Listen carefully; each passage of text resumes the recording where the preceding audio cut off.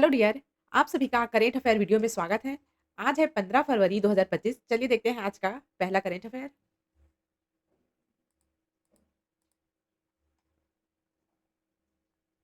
पहला है भारत किला सरोजिनी नायडू की 146वीं जयंती। यह जयंती 13 फरवरी 2025 को मनाई जाती है। वे एक महान स्वतंत्रता सेनानी, कवित्री और देश की पहली महिला राज्यपाल थी। कौन? सरोजिनी नायडू। उनकी कविताएं देशभक्ति और मानवता से भरपूर थी, इसीलिए उन्हें नाइटिंगेल ऑफ इंडिया कहा गया। वे महात्मा गांधी के साथ स्वतंत्रता संग्राम में सक्रिय रही और 2025 में भारतीय राष्ट्रीय कांग्रेस की पहली महिला अध्यक्ष बनी। उनकी जयंती पर लोग उन्हें श्रद्धांजलि देते हैं और उनके योगदान को याद करते हैं। आगे चलते हैं। दूसरा है सामाजिक विकास आयोग। सामाजिक विकास आयोग संयुक्त राष्ट्र का एक निकाय है। क्या है? एक निकाय है। मैं आप लोगों को बहुत ही ज्यादा महत्वपूर्ण जानकारी दे रही हूँ, इसलिए इसको ध्यान से समझिए। जो सामाजिक विकास से जुड़े मुद्दों पर काम करता है। क्या है? संयुक्त राष्ट्र एक निकाय है जो सामाजिक विकास से जुड़े मुद्दों पर काम करता है। ठीक है। इसका उद्देश्य है गरीबी उन्मूलन, रोजगार, शिक्षा, स्वास्थ्य और सामाजिक समावेश को बढ़ावा देना। यह आयोग सामाजिक नीतियों की समीक्षा करता है और सरकारों को सुझाव देता है ताकि वैश्विक स्तर पर समानता और सशक्त विकास सुनिश्चित किया जा सके। तीसरा देखते हैं। भ्रष्टाचार धारणा सूचकांक सीपीआई। यह एक रिपोर्ट है जो बताती है कि दुनिया के अलग अलग देशों में भ्रष्टाचार कितना ज्यादा या कम है। यह हर साल ट्रांसपेरेंसी इंटरनेशनल नाम की संस्था जारी करती है। इसे कौन जारी करता है? ट्रांसपेरेंसी इंटरनेशनल संस्था। इसमें देशों को जीरो से 100 के बीच स्कोर दिया जाता है, जहां जीरो का मतलब सबसे ज्यादा भ्रष्टाचार और 100 का मतलब होता है बिल्कुल साफ सुथरा, यानी कि वहां कोई भ्रष्टाचार नहीं है। इसका डेटा विशेषज्ञों और बिजनेस लीडर की राय पर आधारित होता है। इससे पता चलता है कि कौन से देश भ्रष्टाचार को रोकने में अच्छे हैं और कौन से नहीं। भारत 180 देशों में 96 स्थान पर है, जिसका स्कोर 38 है, जो 2023 में 39 और 2022 में 40 था।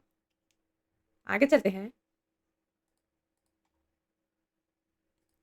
चौथा है विश्व रेडियो दिवस 2025। विश्व रेडियो दिवस हर साल 13 फरवरी को मनाया जाता है, जिसका उद्देश्य है रेडियो के महत्व को पहचानना और इसकी पहुंच को बढ़ावा देना।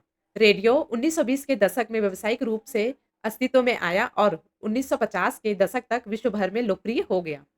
रेडियो कब आया? 1920 में। और ये विश्व भर में लोकप्रिय कब हो गया? 1950 में। 2011 में यूनेस्को के सदस्य देशों ने 13 फरवरी को विश्व रेडियो दिवस घोषित किया। आगे चलते हैं।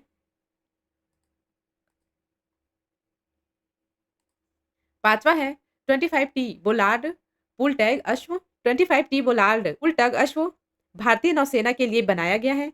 यह एक विशेष टग बोट है जो बहुत ही छोटा और ताकतवर है। इसका काम बड़े जहाजों को बंदरगाह से खींचना, धक्का देना और उनकी दिशा सही करने में मदद करता है। 25 टी बोलार्ड पुल का मतलब होता है यह 25 टन तक की खींचने की ताकत रखता है। इसे भारतीय नौसेना के संचालन को आसान बनाने के लिए डिजाइन किया गया है। यह टग 12 नवंबर 2021 को Titagarh rail systems limited Kolkata के साथ हुए 6 25 टी बीपी टग के निर्माण अनुबंध का हिस्सा है। शिपयार्ड अब तक 2 टग की सफलतापूर्वक डिलीवरी कर चुका है। छठवां देखते हैं।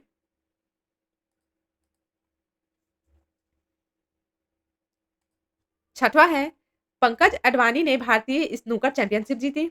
भारत के मशहूर क्यों खिलाड़ी ने हाल ही में इंदौर के यशवंत क्लब में आयोजित राष्ट्रीय स्नूकर चैंपियनशिप जीती। यह उनके करियर का 36वां राष्ट्रीय खिताब है और 10वां पुरुष स्नूकर खिताब है। फाइनल में इन्होंने ब्रिजेश दमानी को 5-1 से हराया। ब्रिजेश को 5-1 से हराया और खिताब अपने नाम किया। पंकज ने आगामी एशियाई और विश्व चैंपियनशिप के लिए भारतीय टीम में अपनी जगह सुनिश्चित की। सातवां है राष्ट्रीय सफाई कर्मचारी आयोग का कार्यकाल 3 साल बढ़ाया गया। प्रधानमंत्री नरेंद्र मोदी की अध्यक्षता में केंद्रीय मंत्रिमंडल ने राष्ट्रीय सफाई कर्मचारी आयोग का कार्यकाल 3 साल के लिए बढ़ाकर 31 मार्च 2028 तक कर दिया। इसको आसान भाषा में समझाती हूँ। सरकार ने राष्ट्रीय सफाई कर्मचारी आयोग का कार्यकाल 3 साल बढ़ाकर 31 मार्च 2028 तक कर दिया है।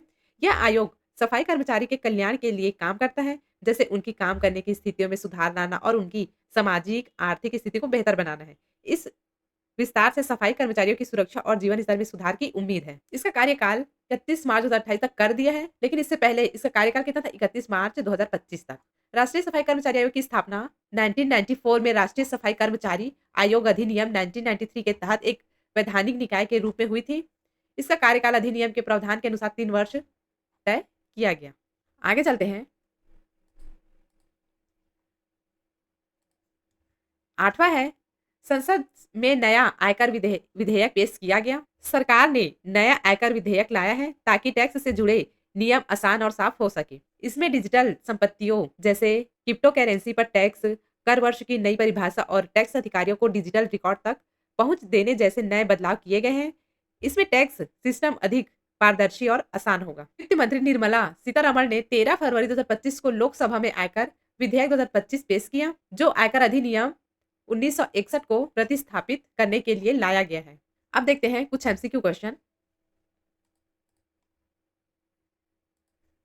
पहला है, सामाजिक विकास आयोग की स्थापना कब की गई? आंसर है डी, वर्ष 1946 में। भारत ने 10 से 14 फरवरी 2025 तक न्यूयॉर्क में आयोजित CSOCD के 63वें सत्र में भाग लिया, जहां महिला और बाल विकास राज्य मंत्री श्रीमती सावित्री ठाकुर ने प्रतिनिधित्व किया। इसका उद्देश्य है समावेशी सामाजिक नीतियों को बढ़ावा देना और वैश्विक कल्याण को मजबूत करना है। इसमें 49 देशों ने भाग लिया, जिसमें फ्रांस, तुर्की, सऊदी अरब और स्वीडन शामिल थे। दूसरा देखते हैं।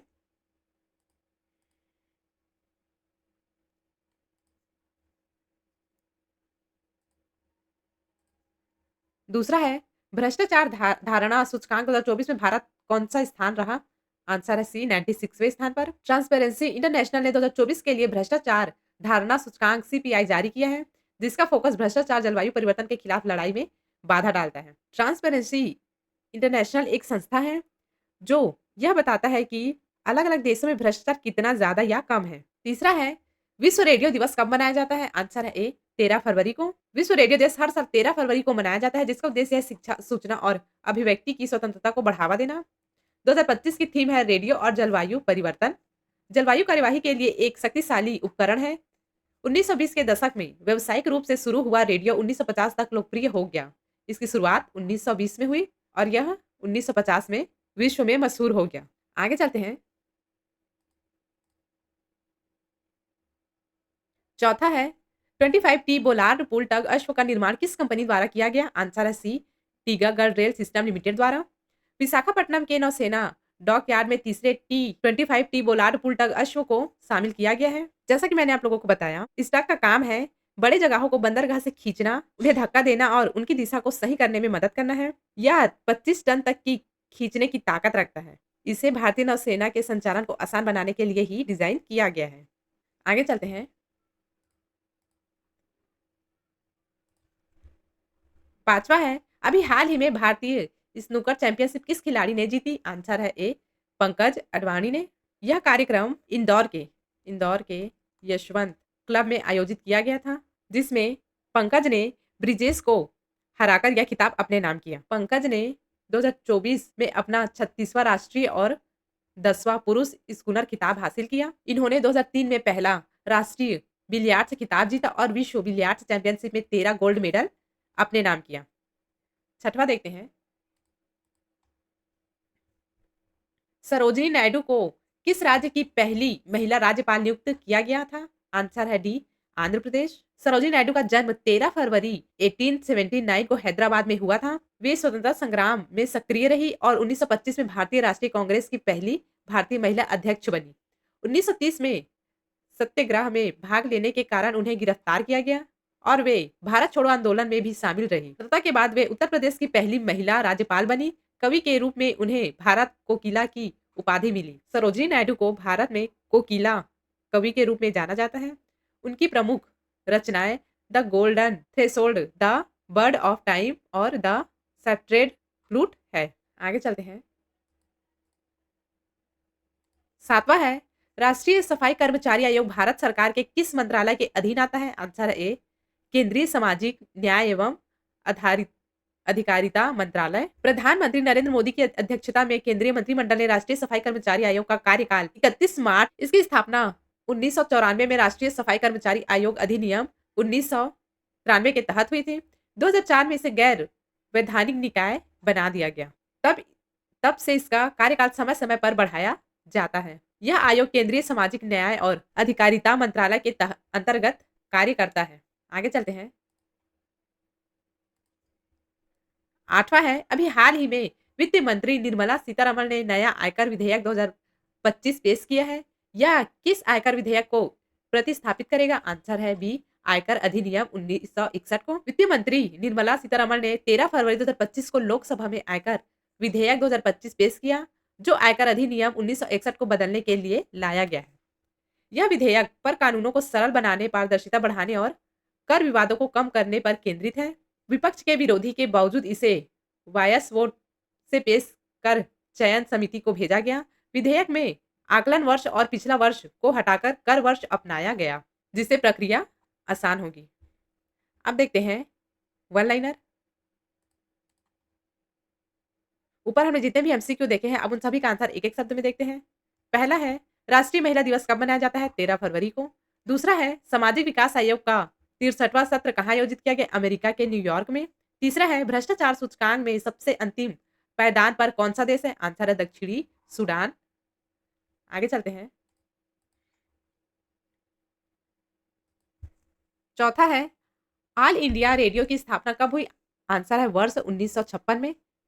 पांचवा है, अभी हाल ही में 25 टी बोलार्ड पुल टग अश्व यार्ड को कौन सी सेना में शामिल किया गया? आंसर है विशाखापट्टनम के नौसेना डॉक यार्ड में। छठवा है, अभी हाल ही में पंकज ने क्या हासिल किया? आंसर है 36वां राष्ट्रीय खिताब और 10वां पुरुष स्नूकर। सातवां है, राष्ट्रीय सफाई कर्मचारी आयोग के अध्यक्ष कौन है? आंसर है श्री एम वेंकटेशन। आठवां है, आयकर विभाग की कानूनी स्थिति क्या है? आंसर है यह एक वैधानिक प्राधिकरण है जो केंद्रीय प्रत्यक्ष कर बोर्ड केंद्रीय राजस्व बोर्ड अधिनियम 1963 के तहत गठित था। नौवां है, हाल ही में चर्चा में रहा ब्रह्मगिरी वन्यजीव अभयारण्य किस राज्य में स्थित है? आंसर है कर्नाटक। 10वां देखते हैं। हाल ही में किस देश में भारत के नए वाणिज्य दूतावास का उद्घाटन किया गया? आंसर है फ्रांस। ये दोनों क्वेश्चन को हम लोग कल के करेंट अफेयर वीडियो में देखेंगे। आज के लिए हमारा वीडियो यहीं पर समाप्त होता है। आप सभी को इस पूरे वीडियो का पीडीएफ हिंदी और इंग्लिश दोनों में डिस्क्रिप्शन में लिंक दिया गया है, वहां पे जाके डाउनलोड कर सकते हैं। अगर आप लोग हमारे चैनल में नए हैं तो हमारे चैनल को सब्सक्राइब करिए और डेली करेंट अफेयर अपडेट के लिए हमारे चैनल से जुड़े रहिए।